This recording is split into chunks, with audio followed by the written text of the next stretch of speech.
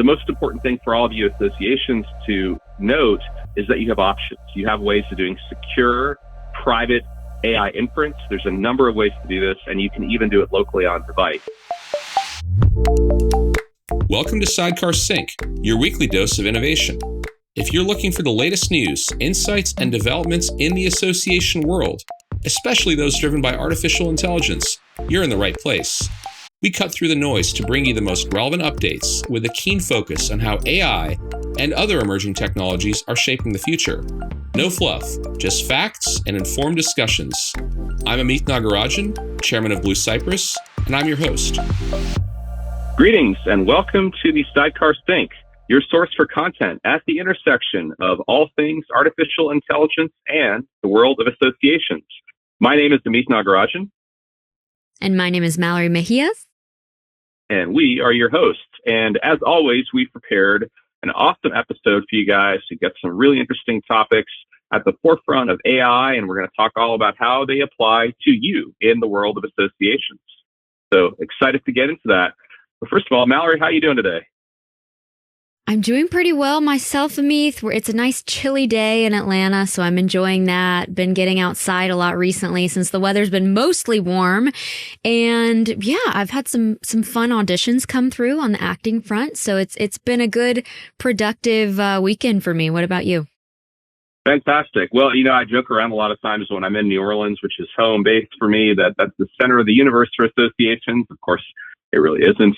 But at the moment, I actually am in the center of the universe, at least the center of the association universe here in the United States, in Washington, D.C., and here for a bunch of meetings and also to visit families. So I always love coming to town here for a few days. And it's been great so far. And the weather is much cooler than New Orleans as well. So I'm having a good time. I know you appreciate that. Are you meeting with any associations while you're there? Yeah, I had a breakfast chat with somebody and have a few more meetings lined up, meeting with some of our team members across our company. So it's always a productive time in DC. It's pretty much nonstop from early morning till late in the evening when I get into town. Yeah, I was saying to Amith before we started recording, I didn't know how he was possibly going to squeeze in this podcast with his schedule today of all these meetings, but you showed up, Amith. I'm really happy we're here. Well, episode 81, we got to keep the streak going, and this is so much fun to record, and I'm always interested in making time for it. My audio quality may not be as good as normal, unfortunately, for this episode, so apologies in advance if that is the case and that is your experience, but I'll be back to a normal recording session shortly. But for now, I am on the road and doing my best. We take the Sidecar Sync all over. I don't know if we've ever done it internationally yet. I'm trying to think on my end. I don't think I've ever recorded in another country. What about you, Amith? I don't believe so, but that sounds like a challenge. I think I need to book a flight somewhere. So yeah. Hey, let's do it. We'll do like maybe a Mexico version of the Sidecar Sync. That'd be fun. Well, today, as Amith mentioned, we have some exciting topics lined up for you. We're going to first be exploring this Wells Fargo AI assistant, and then doing a little bit of a reflection on an episode we did. It was actually episode 21 where we talked about Klarna's AI assistant, just to do a little compare and contrast. And then we will be talking about the latest Microsoft's Phi 4 family of models with some great naming conventions, as we always chat about on the Sidecar Sync podcast. So first and foremost, the Wells Fargo AI assistant is called Fargo. It's an advanced virtual assistant integrated into the Wells Fargo mobile app that helps customers with a wide variety of banking tasks through both voice and text interactions, from checking balances to processing payments and handling refunds, and also providing personalized financial guidance. Fargo serves as a 24/7 banking assistant for Wells Fargo customers. The assistant uses a model-agnostic architecture, and it employs different specialized LLMs for various tasks. So that's that multi-agent framework that we talk about often on this podcast. It has a privacy-first design, so no personally identifiable information is exposed to external language models, and sensitive data is processed locally before any cloud interaction. They're seeing some impressive results so far. So there have been 245.4 million interactions with the assistant in 2024, which is actually double what they projected. And these are interactions entirely without human intervention. So around 250 million interactions without human intervention. They're seeing deep engagement with their AI assistant. So 2.7 interactions per session on average. And across the board with their AI initiatives, they're seeing a 3 to 10x increase in customer engagement. And something that's also interesting to note, we've talked about bias that's built into AI models because of the material that it's trained on. We've also talked about bias with humans, right? Because when we're making decisions, we're pulling on all of our previous experience as well. Something that's been interesting with their AI initiatives at Wells Fargo is they're seeing some bias reduction in certain areas. So the AI has led to fairer lending decisions when it comes to loans, which I think is quite interesting to note. Behind the scenes, Pega is the company, particularly their customer decision hub, behind all these AI initiatives at Wells Fargo. And it helps them analyze billions of interactions to determine the next best conversation for each customer, making Fargo's responses highly personalized and relevant across channels. And as I mentioned in it was episode 21. Right now we're recording episode 81. So a long time ago, 60 weeks ago, we talked about the Klarna AI assistant. And I wanted to do a little bit of a reflection. There aren't a ton of stark differences, but there are a few. So despite serving fewer customers, Wells Fargo has about 70 million customers. Klarna has 150 million. So substantially different. Wells Fargo handled that 250 million interactions that I mentioned in the whole year of 2024 compared to Klarna's 2 million-ish in its first month. They haven't published their full number for 2024, but even comparatively 2 million in 1 month, if it continued on that trend or even considerably increased each month, 250 million interactions at Wells Fargo is pretty impressive for their 70 million customer base. Klarna also publicly stated that its AI assistant was doing the work of about 700 full-time customer service agents, handling 2/3 of all customer service chats. Wells Fargo has not published a specific equivalent number of agents replaced, but given Fargo's scale as far as exceeding Klarna in both total interactions and per customer engagement, I would say it's reasonable to infer that Fargo automates work that would require potentially thousands of agents. And something also worth noting is the feature evolution in both. So the Klarna assistant has expanded from customer service to shopping recommendations, personalized shopping feed, multilingual support, and ChatGPT integration for shopping advice. The Wells Fargo assistant has added AI-driven spending insights, actionable financial tips, improved money movement, and financial insight summaries. So going beyond this basic customer service routine interaction and really providing further value to the consumer, which I think is quite interesting. So Amith, you've been talking about virtual assistants, AI agents, really from the beginning of this podcast for sure. How have you seen that conversation evolve, particularly over the last year? You know, it's interesting. You mentioned episode 21 versus 81. So it's exactly 60 episodes or roughly 60 weeks ago when we talked about Klarna. And I think back then, both of us were really excited and impressed by what Klarna had achieved with, at the time, a fairly early model. I mean, it was GPT-4, if I recall correctly, but, you know, it was compared to what we have now, a very rudimentary model, and what they achieved was pretty remarkable.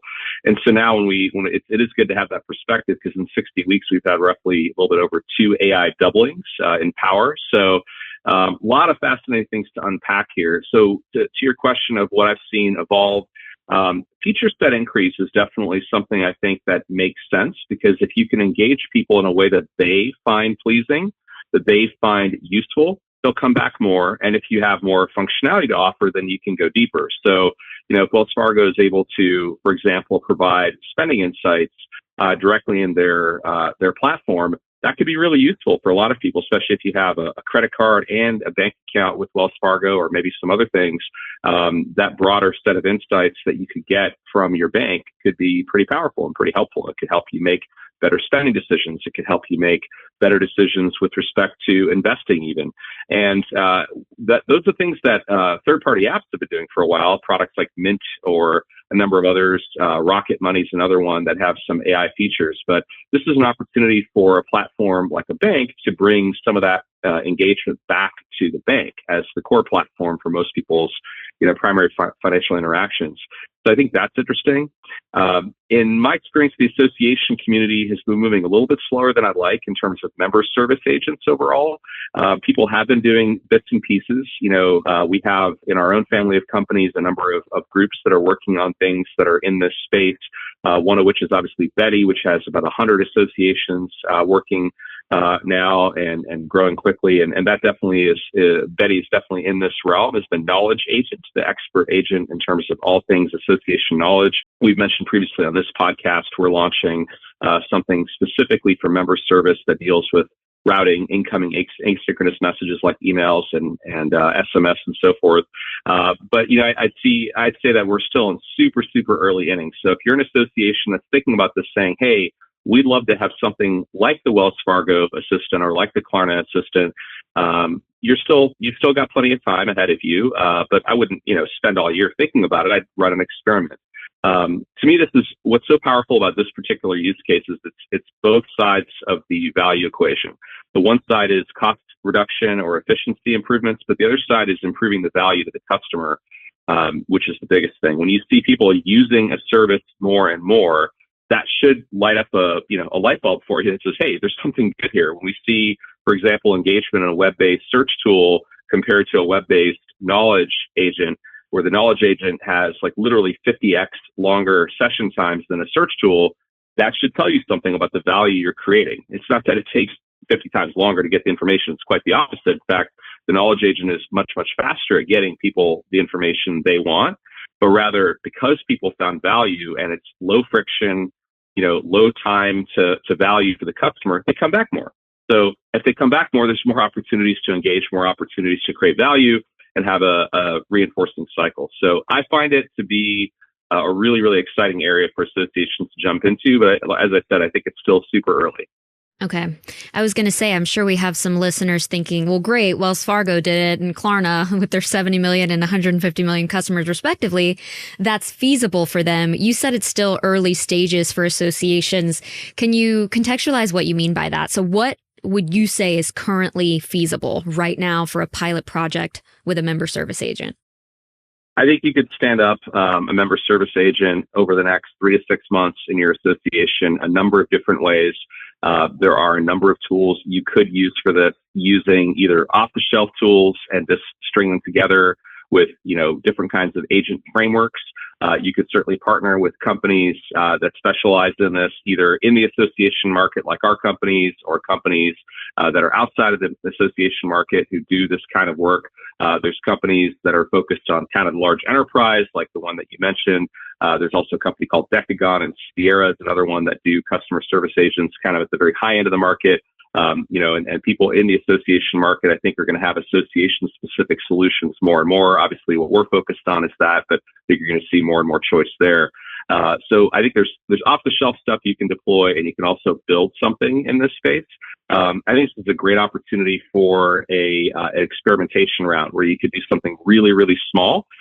Don't try to boil the ocean and solve all customer service or member service inquiries, but focus on a pain point. For example, many associations have a highly seasonal volume of activity that comes in around their annual conference. So prior to the annual conference, they might have a fairly reasonable inflow of inquiries. But right before and during and after the conference, they might have, let's say, a 30 or 60-day window of time on the calendar where it's just completely crazy. Well, what if we could put in place a great member/event service AI that could help field 50, 60, 70% of those questions that are fairly repetitive? That's a super achievable thing. And within the narrower context of events, the domain of questions usually are far narrower. So I think that's an easy thing to go experiment with. Overall, what I'd say is, to me, the thing that you have to remember is, yes, you're an association, you're not Wells Fargo. Yes, you're an association, you're not Amazon. But the technologies have come down so much in cost, they're so much more accessible, and they're so much more powerful that not only can you do this as an association, but you're going to be expected to. Your members don't care that you're not Wells Fargo or Amazon or Netflix or Klarna. They just expect the same quality of experience from you that they expect from their largest consumer experiences. And it may not be fair, but fairness doesn't really matter. If in the eye of the consumer, the expectation and the bar has been set at this level, they're going to expect it soon enough from you. So might as well get ahead of that and provide them something slightly before they might expect it from the association. And then you can provide that additional value, those insights, things that really, really help your members in their profession or industry to further create that value-based relationship. I'd say this is also a great time to reinforce a concept we've talked about on the pod, Mallory, a number of times, which is how do you prioritize your energy? Your energy might be classified as human labor, like your team's time, your volunteers' time, also your dollars. That's part of the energy flow, right? Where do you invest? And a lot of people are saying, well, our infrastructure is so terrible. We've got ancient systems, we've got a really old AMS and we've got to replace that thing and, or an old LMS, and while those older systems are clearly things that you need to look at over time, if they worked last year, there's a decent chance they'll still work this year and next year. And the question is instead of replacing a major system like that, which is, significant effort, sometimes takes 18 to 24 months to fully go through a process like that, sometimes longer.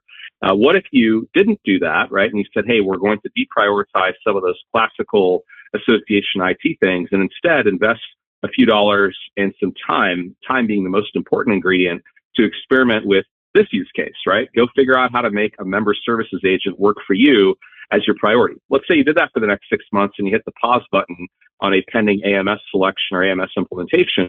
The amount of value you create for members from this technology is so much higher. It's dramatically different than what an internal system replacement might yield.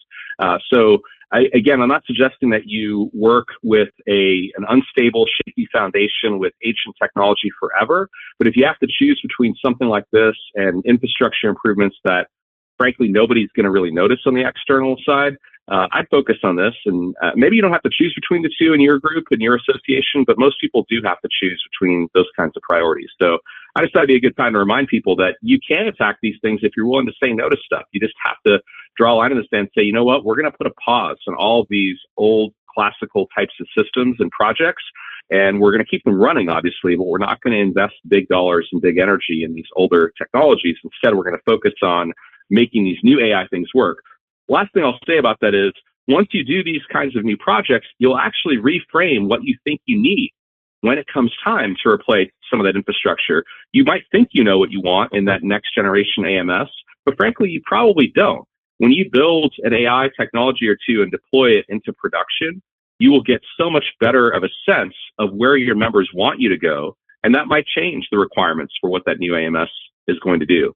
And then the last thing related to that, by the way, is the AMS vendors are also figuring that out. Whether you're talking about a traditional AMS vendor in the space or some other type of solution, everybody in these types of database applications is working really hard right now to figure out how to AI enable their systems. So I'd give them a little bit of time too. I think you'll have better choice and you'll have better visibility into what you're actually going to get. Mm-hmm.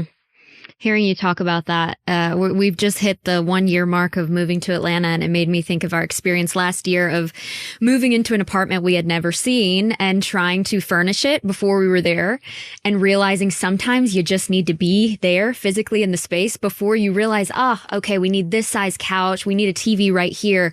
It makes me think of you or of associations specifically trying to replace their AMS and then perhaps getting to that point and thinking, oh gosh, now with AI, we realize we need all these other features and all this other infrastructure. So I think it's a really valid point, Amith. And I want to talk a little bit about this pilot project that you mentioned. I can definitely resonate, having been the primary point person at Sidecar who would take in a lot of inquiries approaching Digital Now, the conference, before the event and after the event. However, I would think if you came to me and said, we're going to, roll out this AI agent and there's going to be potentially no human intervention, right? We're just going to roll it out. I would be intimidated by that. And to be honest, scared that it wouldn't work. So, and I'm sure our association listeners feel the same way. What is your thought on the pilot project of trying to roll out an agent that has no human intervention versus trying to roll out an agent that does the routing, like you kind of briefly mentioned earlier? Is no human intervention the goal? Talk me through that. I don't think that's the goal at all in almost all cases. I don't think that's the case either for Klarna or Wells Fargo, as I understand their models. It's more about making available instant and high quality responses for most things, but at the same time being able to interact with the human agent when appropriate. And this might sound like we're trying to find a silver lining in terms of the employment side of the equation here, in saying that the humans can focus on higher value activities. That's oftentimes consultant speak for saying they're going to be laid off. In reality, there's some of that might happen in the association market, probably not so much, but in the broader market, if you have 10,000 people in a call center, maybe you don't need 10,000, maybe you need 2,000, maybe you need your best 2,000 people. So there's some issues there for sure when you think about that across an entire sector. But for the association world, I think of it this way, that, your member services folks, your event services folks, they have a lot more to offer than just answering rote inquiries, asking like people say, hey, when do I need to register? Where can I check in? Can I bring my spouse to this particular function? What's the guest registration fee? Where can I find this particular article? All these kinds of basic help desk questions. And AI can nail all those things. And those people who are asking those questions are going to be happier with a better answer that's nearly instant. But those member services reps, those event folks, can have conversations with people, can learn more from those members, can take time to actually have live synchronous phone calls and video calls to really be the concierge to help provide an experience so that it feels like you're checking into the Four Seasons when we come to your event rather than checking into the Red Roof Inn. So the whole idea is that you want to level up the caliber of service and the quality of service that you provide. And you can do that. You can, punch way above your weight class by using AI to take care of the rote stuff. Coming back to your point, that's where this concept in agentic systems called human in the loop is so critical. That's for key decision making, but it's also for escalation, where the AI should be trained and can easily be trained to be smart enough to not try to take on everything, right? Where you can tell the AI, hey, for these 3 or 4 different kinds of inquiries, we can answer it in these different ways. These are the tools that are available. You might have knowledge agency. You might have capabilities around database lookups. There might be 2 or 3 different things that the agent is really good at, but we can tell the agent to err on the side of getting a human involved if there's any question as to the value, the quality, or independent of the objective purpose of the call or the inquiry. Let's just say that the AI detects a tone of frustration. Let's say that there's 2 or 3 iterations of emails, and the AI detects that the person's just not particularly happy. AI is really, really good at reading into the emotion from just plain text. And that's even more true with audio. If you were to do this with, audio capabilities, and then to be able to detect that and say, hey, you know what? I think Mallory's not super happy with me right now as the AI. I'm going to forward this message to somebody else, for, a human in that case, right? To help Mallory out. Mm-hmm. Yep. As you said, AI is pretty good at detecting sentiment. It's not something you think it would be good at, but like word choice, and especially if it has more information through audio video, it does a pretty decent job at it. Well, you can also tell like how if someone's coming back 2 or 3 times and they feel like they're asking the same thing repetitively, and they like, or even like using a simple like phrase like "as I said." Right. When I say "as I said," I feel like I'm repeating myself, and I find myself doing that with customer service reps. In that, kind of ongoing infinite loop of emailing people who really don't have a great idea of what I'm after, but are there to kind of, address my issue in some way. So I think there's a lot of opportunity here. But yes, to your point, Mallory, you make a really important one. I wouldn't try to like just hand this over to the robot and say good luck and hope to see you in the future, because I don't think that's a complete solution. I think you have to level up what the humans do in this equation. Mm-hmm. My last question here, Amith, is that the ability to process sensitive data locally before any cloud interaction is a major privacy advancement and is, of course, essential for things like banking or buy now, pay later when you're dealing with people's payment information. Do you think that this is a necessity for associations? I think it's an important concept associations should be aware. A lot of people make the assumption, they'll say to me, for example, oh, I love the idea of whatever the application is, but they'll say, I have all this sensitive data, or it might not be sensitive like patient data or banking data or something like that, but it might be just, we have a lot of content in our private knowledge repository, we don't want to send that to ChatGPT or to Claude. We just don't trust them. And that's a reasonable concern, but people make the assumption that that's a dead end, right? That that's the end of the conversation. Whereas there's both ways of doing private deployment in the cloud of your own models, where you could say, hey, I'm going to run Llama or a number of other models in a private cloud deployment. And to what you specifically brought up, these models are shrinking. Their capabilities are growing and they're shrinking in size. So you can actually run them locally on a phone, in a web browser, and in ways that also provide additional privacy. So I don't know exactly what Wells Fargo is doing, but Apple's strategy around this sounds similar. What they'll do is on the phone itself, the LLM that's running locally, very, very small LLM, will try to get the essence of what you've asked and then determine if it can answer the question locally or if it will need to promote a portion of that information, abstracting out anything personal you may have shared with just the general concept, get higher order knowledge from a remote LLM, also operating in a secure manner, and then pull that back to the local LLM to synthesize a response that then reintroduces your personal information. But the personal information never really left the local environment.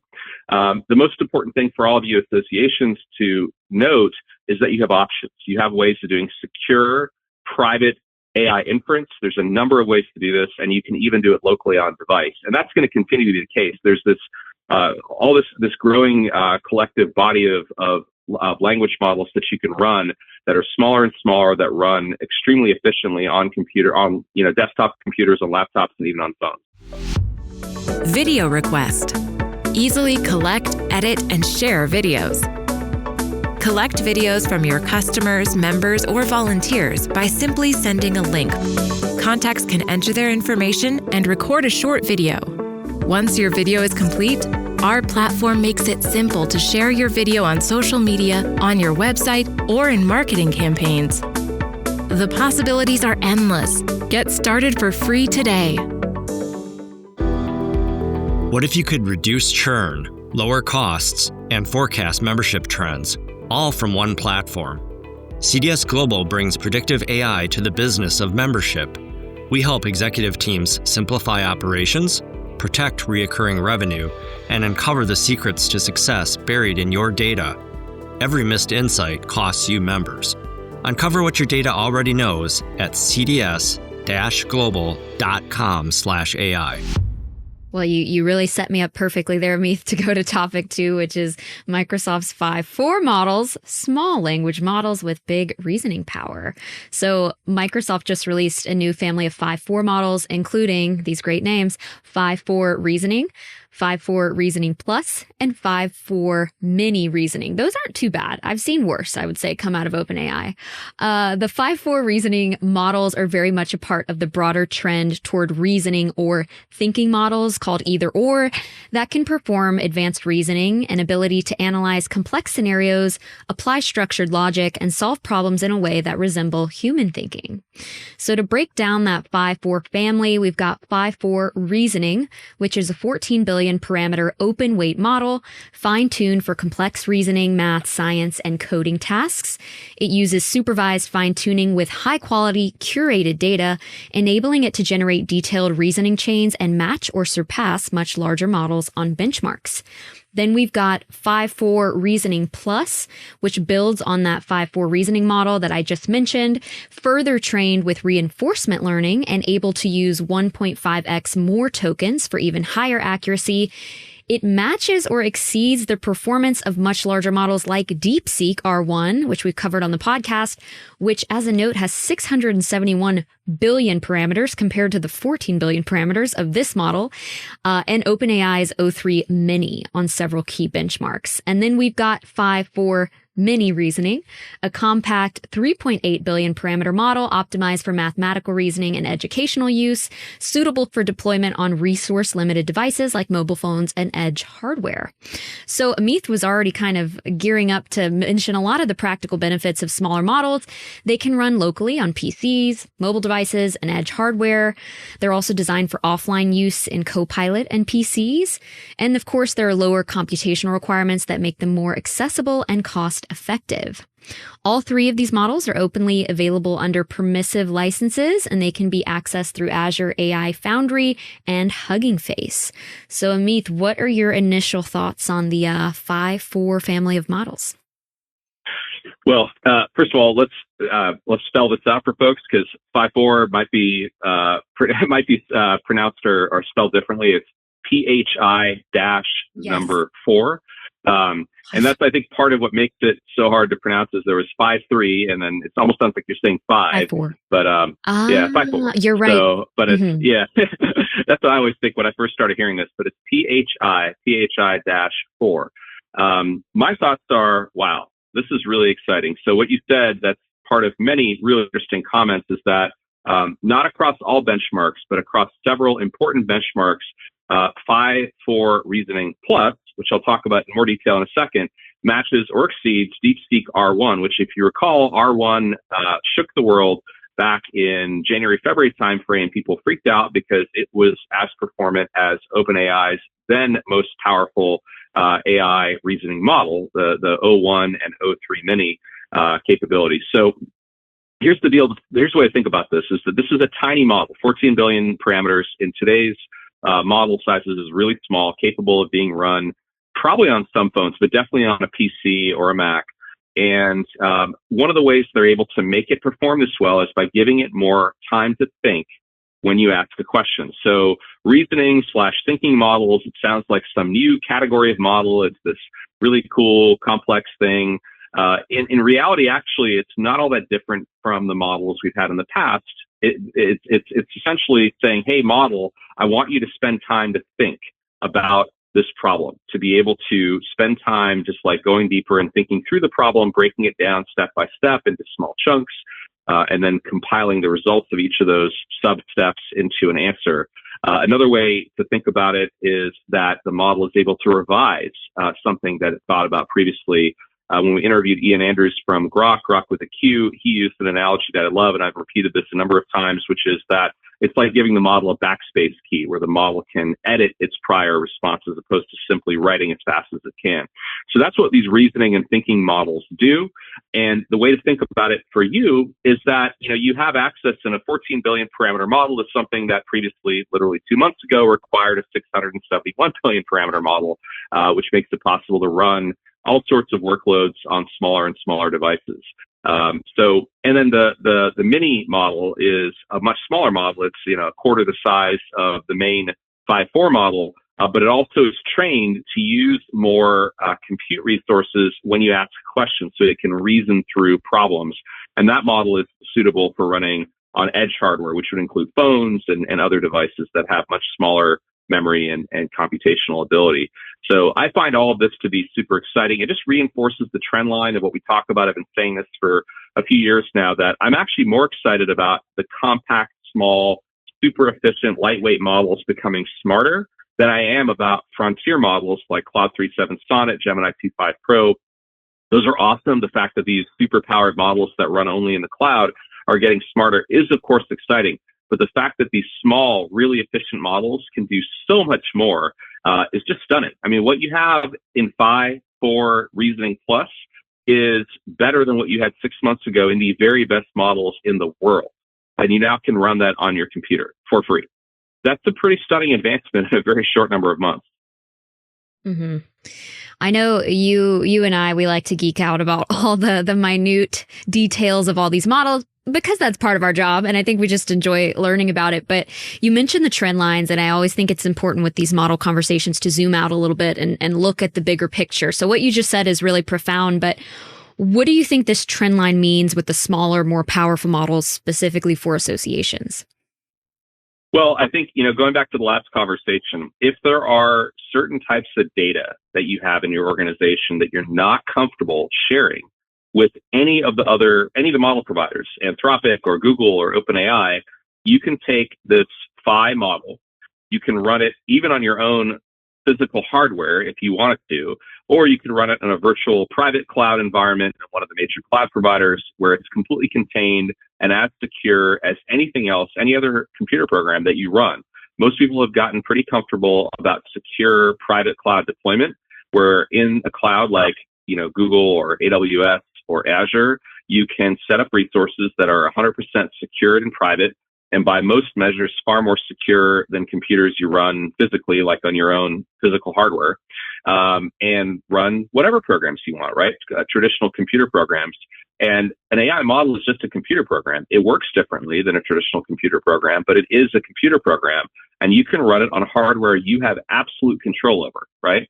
So if you have that ability, it opens up a class of applications that associations have often told me that they are uncomfortable with, which is things related to clinical data that they might have access to if they're a healthcare association.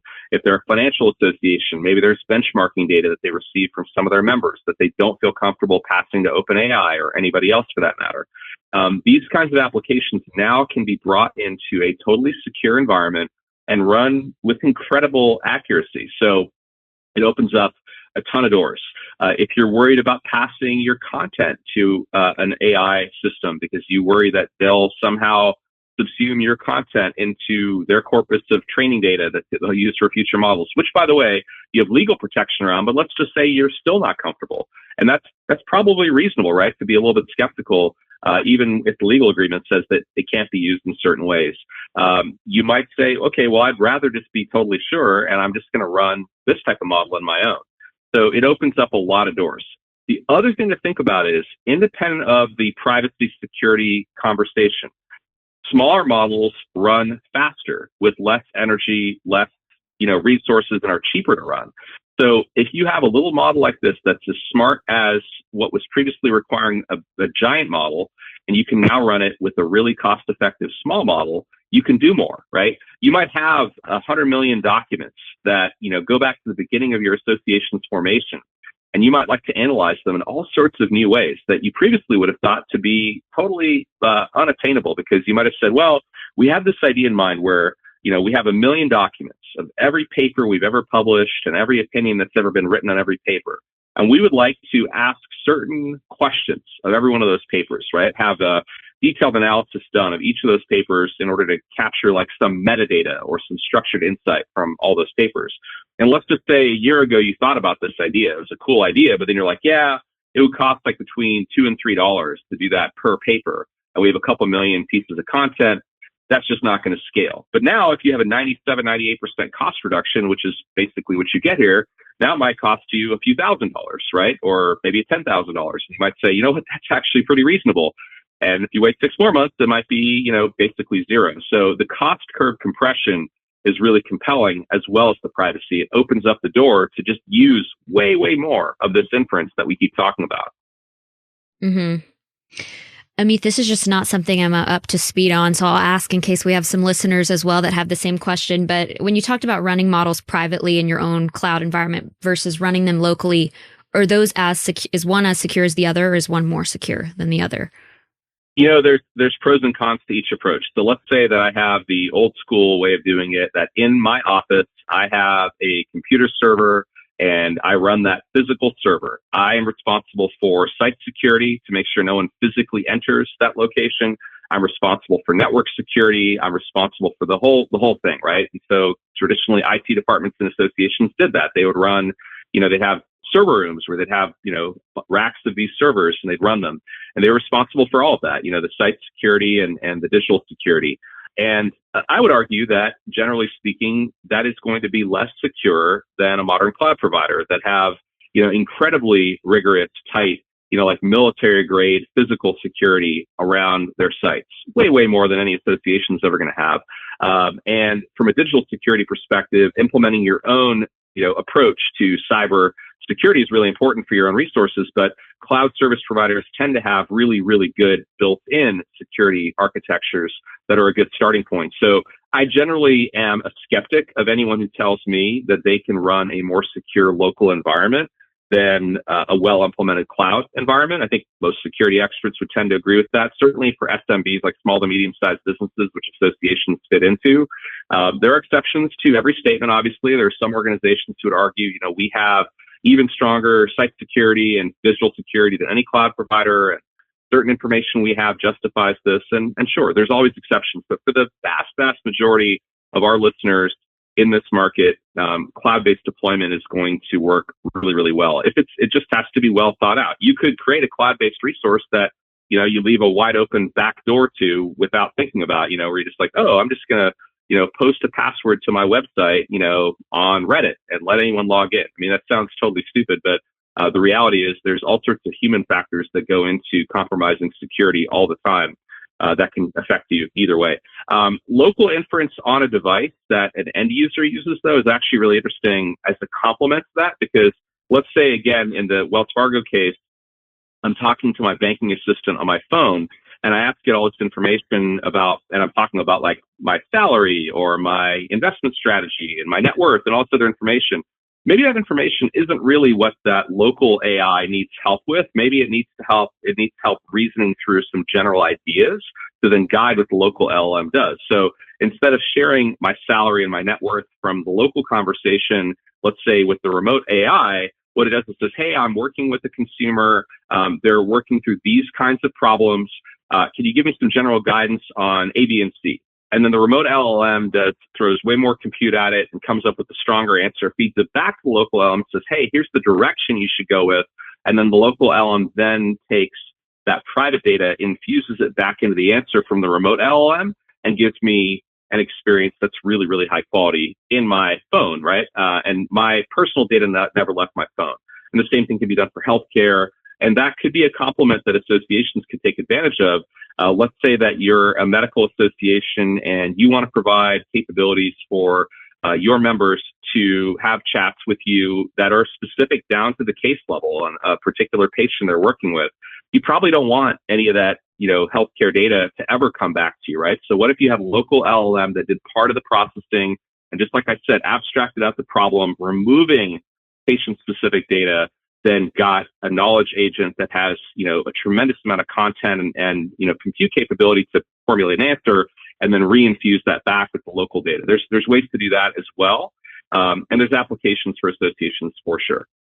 Yep. I've mentioned my husband's in healthcare, and he is just waiting for the day that he has exactly what you mentioned, where he could drop in some patient info and get that resolved with, better accuracy perhaps than he could have found doing some searches online. I was just going to say one other thing, Mallory, that I think our listeners might find interesting. For those of you that have heard me talk about the Acquired podcast before, heard Mallory mention it, we're big fans of the work that those guys do. That's a long form, like business history style podcast. There's a new episode they just dropped as of the recording of this podcast in spring of 25. They dropped an episode on Epic. Epic is a software company in the healthcare space. And what's super interesting, there's a lot of interesting things about that particular episode, but there's a lot of talk about AI and a company like Epic and what they're going to do in the healthcare field. And they're by far the dominant player in providing tools like MyChart that patients use, and the EMRs, EHRs, and billing systems and so forth that hospitals and health systems use. And certainly those kinds of tools will likely soon feature AI capabilities for doctors to use. So you might ask the question, well, what is the role of the association? How do we provide value when the hospital might have an AI bot built into their secure EHR, EMR system? And the answer in my mind is to complement that, where, you have certain things that nobody else has, particularly your content. And over time, you can capture other forms of experiential data that would be unique to you, that could be complementary to what people get out of an EHR, EMR. So I think there's actually a very bright story. Whether those things can interoperate and integrate with the experience that a doctor or a medical practitioner member may have is a big question, because companies like Epic specifically are famously very guarded about integrations. But I think there's an opportunity here for many associations in a similar capacity outside of healthcare as well to do things where you can complement a line of business system that your members use every day. Mm-hmm. I'm going to have to tell Bailey about that episode. I've actually gotten him on the Acquired podcast. He listened to the Costco episode as well and really enjoyed it. So he will certainly enjoy the Epic one. Amith, my last question was about this trend line again. It seems like when you zoom out, we're seeing smaller and smaller models become more and more powerful. In your mind, in the next 5 years, if you could zoom out, do you think we'll be looking at tons of models that are, millions of parameters and like more powerful than we could possibly imagine. I guess are we trending toward creating as small and small of models as we can, or is there a place for the giant ones and the small ones as well? I think it's both. I think that, if you can further compact these models down to the point where, let's say we could come up with 12 months from now, you said 5 years. I don't know that I can think that far out. I think that the next year You're or 2 right. years, That was a hard question. Yeah, it's hard to predict even what's going to happen in the next 12 months. But let's just say in the next 12, 18, 24 months, fairly near term, let's say that an equivalent model to the Phi-4 reasoning model is available in a 100 million parameter or 200 million parameter model, right? Like, 10x or even 50 or 100x smaller than the current Phi-4 model. That could run in a web browser. That could run on really, really lightweight phones, not even like an iPhone 16, but something much smaller than that. And so if that's the case, then now you have really high-end reasoning capability in a super compact form. You could have it running pretty much everywhere. You could have that capability in your earbuds, So those capabilities becoming smaller and smaller is good. I think what you're also going to see is that the state-of-the-art frontier models will keep getting smarter and smarter. One of the stats that I think has been missed by a lot of folks is I think it was the most recent O3 release by OpenAI. And Gemini 2.5 Pro and Claude 3.7 in extended thinking mode are kind of similar in terms of where they're at. But this benchmark shows that O3 is approximately on par with about the 80th percentile of performance of PhDs across all disciplines. So let's unpack that for just a second.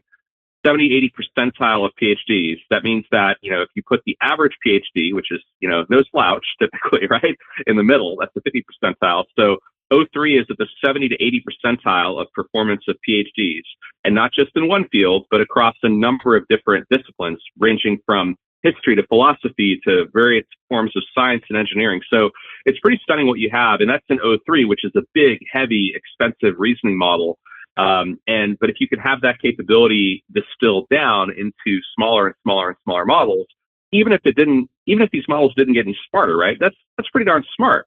And if you make it super, super fast, small, cost-effective, energy efficient, the doors that open up are really compelling. That is a great place to wrap up this episode. What would you do if you had all those PhDs at your fingertips running on your phone and your earbuds? I don't know. We might be there pretty soon. Everybody, thank you for tuning in to today's episode, and we'll see you all next week. Thanks for tuning in to Sidecar Sync this week. Looking to dive deeper? Download your free copy of our new book, Ascend, Unlocking the Power of AI for Associations at ascendbook.org. It's packed with insights to power your association's journey with AI. And remember, Sidecar is here with more resources from webinars to boot camps to help you stay ahead in the association world. We'll catch you in the next episode. Until then, keep learning, keep growing, and keep disrupting.